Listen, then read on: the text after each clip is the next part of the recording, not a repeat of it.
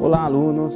Estamos de volta com a nossa disciplina de Educação Cristã para a segunda aula. E vimos na primeira, fizemos ali um esclarecimento sobre os requisitos da disciplina, passando pelo conceito de educação, conceito de educação religiosa, de educação cristã. Falamos um pouquinho da história da educação cristã na cultura judaica. E agora vamos ver a educação cristã na história da igreja. Então essa aula, como vamos tratar de história, requer de você atenção redobrada, tá? Porque são momentos distintos da nossa história, que não é tão curta, então precisamos ficar atentos. E claro, se ficar alguma dúvida, assista novamente a aula, leia o material e daí volte a assistir novamente e você vai ver como esse retomar contribui para o seu aprendizado. Aula 2, então, bases históricas da educação cristã. Primeiramente, nós vamos falar de um movimento que surgiu já ali no segundo século, no finalzinho do primeiro século, mas teve assim o seu auge após a vinda de Constantino, que são as escolas de catecúmenos. O que vem a ser isso, escolas de catecúmenos? Eram ministradas por bispos, diáconos e subdiáconos aos filhos de crentes, judeus adultos e gentios convertidos. Tinha como objetivo instruir em matéria de fé ao longo de 3 anos, prepará-los para o batismo. Então veja que trata-se de uma preparação para o batismo e era ministrado por bispos e diáconos.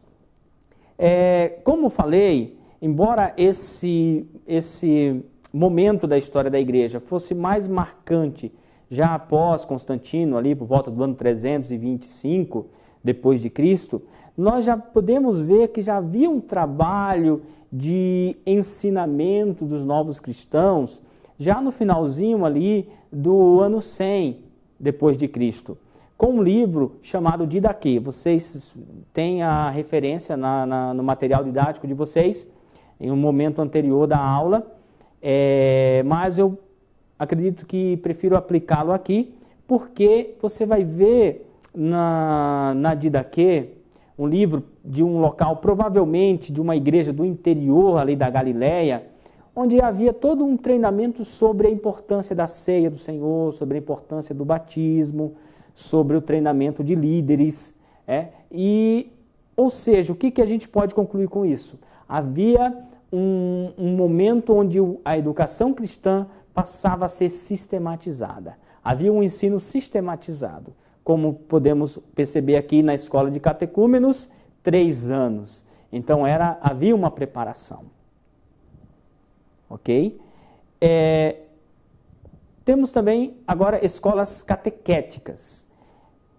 Há um destaque aqui nesse momento para a igreja de uma cidade grega chamada Alexandria, tá? Embora uma cidade ficasse no egípcio, mas de cultura grega, Alexandria. Em Alexandria, ali, já por volta do ano 179 depois de Cristo, surgiu já um modelo de ensino como se fosse um seminário nos dias de hoje, podemos dizer. Primeiro começando com Panteno, depois com Clemente, no ano de 150 a 215, e com Orígenes, sendo o maior representante dessa escola catequética, ou podemos chamar de escola interpretativa da Bíblia de Alexandria. O que acontecia ali em Alexandria? Esses pais da igreja, Clemente, Orígenes, inspirados ali em Panteno, eles faziam uma interpretação dos textos bíblicos. Para vocês terem uma ideia, Orígenes organizou ali um estudo da Bíblia em várias línguas, em colunas diferentes, fazendo um estudo aprofundado até nas línguas originais, né? O grego para ele era fácil, mas buscando também no hebraico. E ali surgiu com muita força a interpretação da Bíblia. Embora naquele momento a interpretação da Bíblia fosse muito alegorizada, tá? Não se interpretava muitas questões de forma literal, mas alegoricamente. E o resultado dessa escola de Alexandria foi já ali uma obra de teologia sistemática. Orígenes tem muitos livros, o próprio Clemente também. Isso, veja, no ano 170 depois de Cristo a 200 depois de Cristo. Então, um período novo da história da igreja. Os métodos utilizados nesse período eram o quê? Principalmente o ensino oral. Não se havia ali a leitura por parte das pessoas, né? Os líderes sim. Por quê? Porque boa parte das pessoas não eram alfabetizadas. Mas o que é muito marcante é que eles tinham praticamente boa porção das escrituras na mente e no coração. Por quê? Porque essa era a forma de comunicação deles. Então, era um método oral. Também existia já ali procedimentos normativos, regras de interpretações, né? E, por fim, o uso de parábola para a instrução moral. Então, onde se utilizava também parábolas, ilustrações para o ensino moral. Há um livro na história da igreja chamado O Pastor de Hermas, onde esse livro é, na verdade, uma grande alegoria sobre a moralidade da vida cristã. Era uma forma de ensinar os princípios cristãos, os valores, pela ilustração, pela parábola e alegoria. Voltemos então agora a falar da educação judaica em um outro contexto. Nós tratamos a educação judaica no contexto do lar, no contexto do templo e no contexto da escola de profetas. Porém, após o cativeiro babilônico ali, pelo ano 580 a.C., como os judeus foram espalhados, né, pela Babilônia, pela Assíria, por outros países, pela própria Grécia, depois, um pouco mais à frente, e o templo foi destruído, houve a necessidade de manter essa educação. Então, o que foi feito? Foram criadas as sinagogas. As sinagogas eram espaços judaicos em terras não judias, em um primeiro momento, né, onde o ensino era transmitido naqueles contextos para os judeus. Percebemos que quando Cristo veio a esse mundo e ministrou lá na Galileia, ministrou em Jerusalém, ele ia às sinagogas, né? Por quê? Porque fazia parte da aprendizagem dos judeus ir às sinagogas. Os apóstolos também, o apóstolo Paulo, nas suas viagens missionárias, iniciava sempre por uma sinagoga. Há um trecho na Bíblia muito interessante, quando Paulo chega a uma sinagoga, onde eles falam para eles: irmãos, se vocês têm alguma palavra de consolação, falai ao povo. E ali o apóstolo Paulo tem a palavra e começa a anunciar Cristo. Ali nós temos claramente um modelo de ensino que funcionava nas sinagogas, que é próximo também das nossas igrejas nos dias atuais. E aí nós temos também Jesus, né, como o exemplo máximo de mestre. E Jesus, ele utilizou a simplicidade como método principal. Ele usava coisas conhecidas para falar do desconhecido. Por isso que ele remetia ali a parábolas, né? Ele também utilizava questões concretas para explicar questões abstratas, como a salvação, o novo nascimento. Ele falava de questões do dia a dia. Os exemplos que ele dava eram próprios da sua região. Como ele tinha o cuidado e o interesse de que as pessoas entendessem, embora houvesse a questão espiritual que dificultava a compreensão de muitos. E quais métodos Jesus utilizou? Observe no nosso slide, também observe no seu material didático, caro aluno, cara aluna, que alguns desses métodos. Ele utilizava objetos para ilustrar, né? Quando estava no barco, olhai as plantações. Ele dramatizava, tanto na sua fala, vejamos o Sermão do Monte, né? Um local estratégico onde ele estava, e dizia, vocês ouviram o que foi dito lá aos antigos, eu porém vos digo. Também contava parábolas, diversas parábolas, uma riqueza enorme nas parábolas, por mais que nós venhamos a ensinar as parábolas, parece que elas não se esgotam. Também pregações, ensinos no templo, em conversa com as pessoas, desafiando os fariseus, os saduceus, perguntas, né? Muitas vezes, quando perguntados sobre alguma coisa, ele respondia com uma pergunta, né? E essa pergunta deixava ali as pessoas suspensas, porque não tinham ali por onde se sair. Jesus conhecendo o coração do homem. Também discussões, debates. Em síntese, qual o objetivo em falarmos do método de Jesus? É que Jesus não se limitava a uma única forma de falar. Essa é uma lição importante para você, uma lição importante para mim. Jesus diversificava, ele variava a sua forma de ensinar. Tá? E aí, após nosso Senhor Jesus nos legar todo o seu ensinamento, os apóstolos continuaram a missão de Cristo. E aí, como que a igreja do Novo Testamento se comportou em relação ao ensino-aprendizagem? Tá? É isso que nós vamos observar aqui. Qual a função do ensino na igreja primitiva? Primeiro, era ensinar sobre Cristo. Era ensinar os judeus sobre o Messias. Era ensinar aos gentios sobre a vinda de um Salvador e prepará-los para um relacionamento com o Senhor. E aí tinha duas grandes questões importantes, que era o batismo. Nós percebemos lá em Atos, no início do livro de Atos, após o ensino de Pedro, 5.000 pessoas foram batizadas, né? Pelo menos 5.000 pessoas foram batizadas.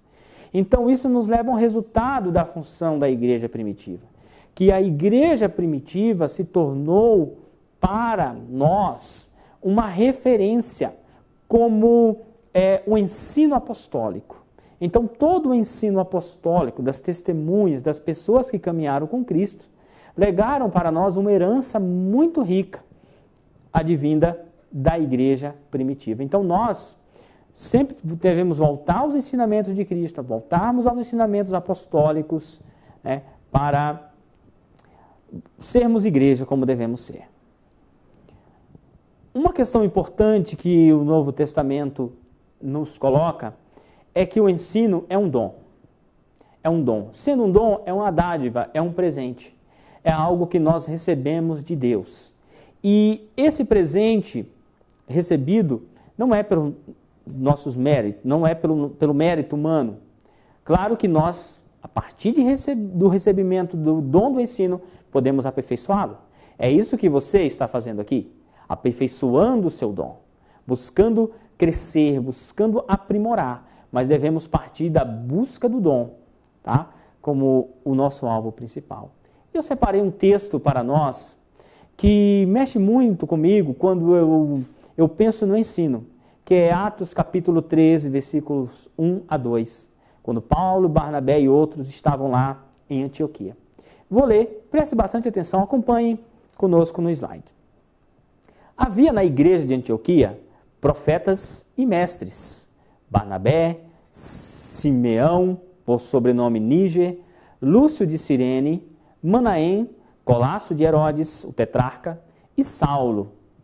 E servindo eles ao Senhor e jejuando, disse o Espírito Santo: separai-me agora Barnabé e Saulo para a obra a que os tenho chamado. Então veja que igreja completa. Havia profetas e havia mestres. E perceba que na igreja contemporânea nós valorizamos muitos profetas, como essa igreja. Mas, muitas vezes, o dom de mestre, o dom do ensino, ele é desprestigiado.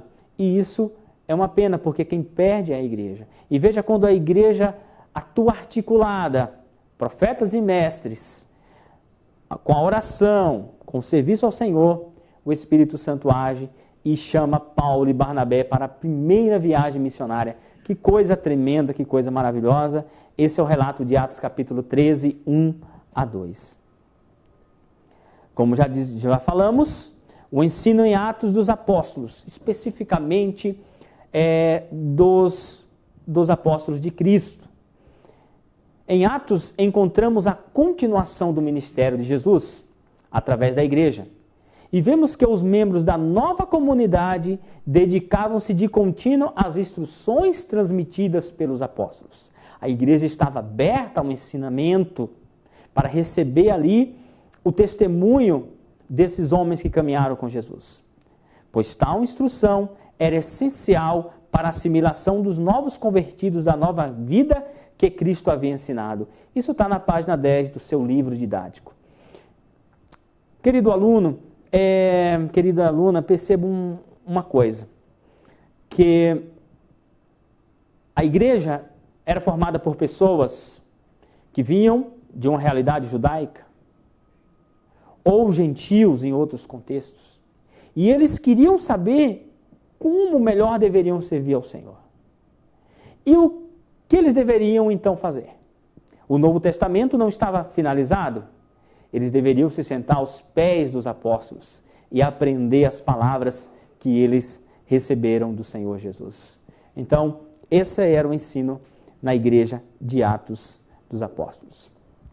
Com a expansão da igreja, com o Espírito Santo levantando ali Paulo como missionário, os desafios foram ampliados. Paulo vai à região da Galácia, Paulo vai a Atenas, Paulo vai à igreja de Corinto, de Éfeso, e encontra-se com diversas situações conflituosas, onde havia ali igrejas em contexto de idolatria, onde a religião era em estreita relação, funcionava em estreita relação com a prostituição, por exemplo, em Corinto, com a glutonaria e com outros dilemas que a fé cristã ministrava em contrário. E aí, o que fazer? Muitas pessoas acham que as cartas de Paulo não são para nós hoje, porque tratam de problemas específicos de Corinto, problemas específicos de Éfeso. Isso não é verdade. Eu tenho um trecho aqui do livro de N.T. Wright, que eu quero ler com você, onde eles vão mostrar que esses conflitos tratados nas epístolas paulinas, em outras epístolas, elas mostram ali a essência da Bíblia como escritura sagrada. Veja o que N.T. Wright nos diz. Gerações de cristãos que leram Gálatas como parte da escritura sagrada têm de relembrar a si mesmo de que, se Gálatas é parte da Bíblia, o é na forma como a temos, com rugas, pontas afiadas, observações sarcásticas e tudo mais. Tudo que tem ali, todo o ensinamento que tem ali. De fato, talvez seja esse o significado de escritura sagrada. Não uma lista calma e serena de verdades a serem aprendidas ou mandamentos a serem obedecidos, mas um livro áspero, o qual nos força a amadurecer o pensamento à medida que passamos a entendê-lo. Então veja como essa descrição de N.T. Wright, onde diz que os conflitos que temos ali nas epístolas paulinas são essenciais para promover a nossa maturidade, se encaixam com aquela definição de educação cristã como processo que nos leva ao crescimento. Então, esse é o que nós encontramos nas cartas paulinas. Por fim, finalizando essa primeira parte dentro da disciplina, temos ainda um longo caminho aqui na história da educação cristã, falando aqui de escolas catedrais ou episcopais. No quarto século, ou seja, após Constantino, Constantino declarar o fim da perseguição à religião cristã, a educação cristã se espalhou. Por quê? Constantino começou a construir catedrais, templos, e com isso a dar prestígios aos líderes, aos bispos da época, e a promover uma educação cristã a nível nacional, desenvolvendo assim escolas catedrais ou episcopais, ou seja, escolas anexadas a uma catedral. Juntamente com uma catedral construída, uma grande igreja construída, havia também todo um ensino dedicado ali pela liderança da época. Ainda, uma vez que Constantino freou a perseguição do Império Romano à igreja, todo mundo se tornou cristão por influência do imperador. Será que o imperador era cristão? Vamos ser cristão, né? Mais ou menos parecido. Alguém importante começa a ir numa igreja, um prefeito, ou seja, alguém começa em uma igreja, outras pessoas começam a ir por influência, não necessariamente que estão buscando a Cristo, muitas estão, né? Mas apenas dando um exemplo. Foi o que aconteceu com o cristianismo ali após o ano 325. E uma parcela da igreja buscou uma vida diferente, porque o mundanismo começou a adentrar a igreja. Então, algumas pessoas decidiram se afastar, inclusive da própria igreja, para lugares ermos, criando monastérios. Então, o início desses monastérios era uma tentativa de não permitir que o mundo adentrasse a igreja, uma forma muito radical. Um dos primeiros monges, Antão, nome até curioso, né? Antão, ele tinha uma vida totalmente segregada da sociedade. Mas foi uma resposta radical ao mundanismo que adentrava a igreja. Com o tempo, o próprio monastério também foi permitindo que o mundo adentrasse, chegando a não ter muita diferença também com o mundo. Mas essa é outra questão a ser aprofundada em outras disciplinas. Mas, para a educação cristã, esses monastérios, a imagem que vocês têm ali é de um mosteiro lá próximo ao Sinai, ao Monte Sinai, onde Deus deu a lei a Moisés. E nesses lugares como esse, as escrituras eram copiadas durante séculos. Havia bibliotecas. Muitos livros foram encontrados 1000 anos depois, intactos, Bíblias completas, que pôde ser utilizada para fazer um estudo aprofundado da Bíblia, mostrando como a Bíblia é de fato o livro histórico mais bem preservado de todo o mundo. Não existe nenhum outro livro comparado com a Bíblia em termos de comprovação histórica da sua escrita. E esse trabalho era feito nos mosteiros. Pessoas passavam o dia inteiro copiando à mão as escrituras sagradas. E muitos desses legados existem até hoje, estão em museus espalhados pelo mundo. Um códice, um livro encontrado nesse mosteiro, está hoje lá na Inglaterra, em um museu da Inglaterra, chamado Códice Sinaítico, em referência ali ao Monte Sinai. Então, uma parte importante da história. Depois de tudo isso, nós chegamos na Reforma Protestante. Antes da Reforma Protestante, antes de chegarmos na Reforma, o Império Romano caiu e houve, assim, digamos, um apagão na história da igreja, na história cristã, na história mundial. Um período conturbado de venda de indulgências, onde as pessoas não conheciam a Bíblia. Mas temos algumas pessoas a destacar desse período. Primeiro deles, Agostinho, de Hipona, um bispo, um homem que se converteu, que deixou um legado muito rico para nós. O seu livro Confissões de Agostinho mostra a sua luta antes de se converter a Cristo. Todo o trabalho de intercessão da sua mãe para que ele se convertesse. Por fim, a sua conversão e a sua dedicação ao reino de Deus. e ele participou ali do finalzinho da destruição do Império Romano. A sua cidade de Hipona, onde ele era bispo, estava sendo atacados por bárbaros, e havia barcos enviados para tirá-lo daquela cidade. E ele permitiu que muitas pessoas da cidade fossem embora, e ele permaneceu na cidade e foi morto ali, se tornando um mártir mesmo da fé cristã.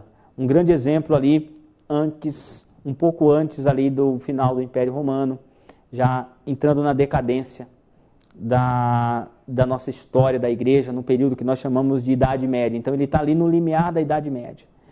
Na Idade Média, propriamente dito, nós temos outro grande teólogo chamado Tomás de Aquino, que escreveu grandes obras teológicas, também mostrando ali a importância do ensino já ali por volta entre o ano 1225 a 1274.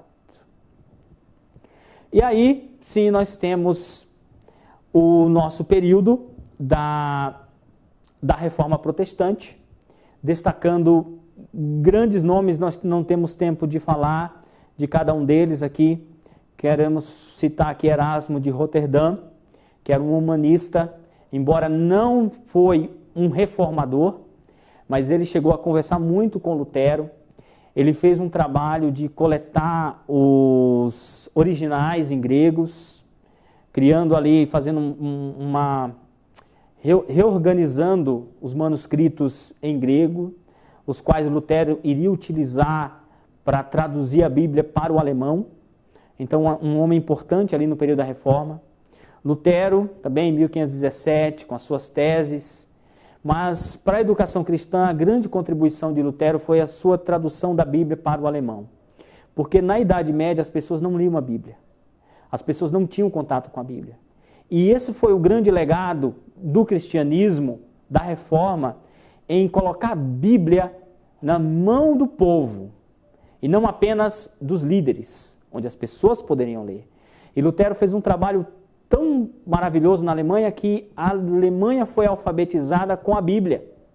Então, tudo que a Alemanha é hoje, ela deve, em boa parte, ao trabalho de Lutero, em traduzir a Bíblia, em alfabetizar o povo alemão. João Calvino, outro reformador, quase uma geração após Lutero, um trabalho muito forte também na Suíça, onde ele organizou ali a Reforma Protestante naquele lugar, escreveu as Institutas, um tratado teológico extenso, mas, além de tudo, ensinou princípios. Porque, para os ensinamentos de Calvino, o desafio do cristão não era ir para mosteiros, como foi durante muito tempo na história, mas era ser cristão na sociedade. Era o cristão ir, trabalhar e fazer a diferença na sociedade. E aí, se nós olharmos o legado dos países que têm uma história protestante, eles têm hoje toda uma forma de ser que se devem a Lutero, a Calvino, né? Embora sejam hoje muitas vezes países que não creem em Deus, pós-cristãos, mas eles devem muito ao trabalho cristão desses homens que educaram ali. Lutero, finalizando essa parte, ele tinha o seguinte princípio: em cada lugar, uma igreja e uma escola. Então veja a contribuição da educação cristã na história da igreja e na história mundial. Temos muitos outros movimentos na história da igreja que contribuíram. Podemos citar aqui os anabatistas, de onde, de certa forma, os batistas buscam algumas coisas, mas contribuíram na questão da sociedade, na vinda da democracia. Os puritanos também, os puritanos na Inglaterra, na busca por uma igreja que não fosse uma igreja dependente do Estado, né? Existíamos lá o anglicanismo, temos John Bunyan, autor do Peregrino, que foi preso por pregar o Evangelho, escreveu um livro hoje que é um clássico. Então, pessoas que em um momento da história dedicaram a sua vida em prol da educação cristã, não só para os cristãos na igreja, mas para todos. Os pietistas na Alemanha, que reformularam a sua fé. Com o tempo, a fé cristã ela foi se tornando rotineira, e esses homens buscaram voltar aos princípios da reforma e os princípios da igreja primitiva. E chegando nos avivalistas, John Wesley, que aprendeu muito dos puritanos, que também era um anglicano, mas que pôde contribuir ali no século XVII para os avivamentos, ao sair da Inglaterra, ir para os Estados Unidos e pregar fé e começar igrejas. E hoje nós alcançamos essa liberdade cristã que nós temos, até mesmo denominacional, graças à história desses homens, né?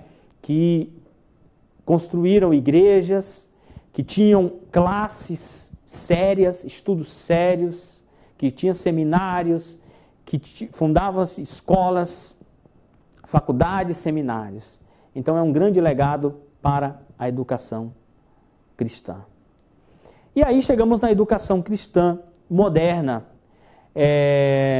Temos ali na nossa projeção Comênios, com um clássico, o pai da didática moderna, com um livro sobre didática, que é utilizado ainda hoje em faculdades, né? Pensando em como ensinar, estratégias de como se ensinar. Não apenas a importância de se ensinar, mas como eu ensino de forma eficaz.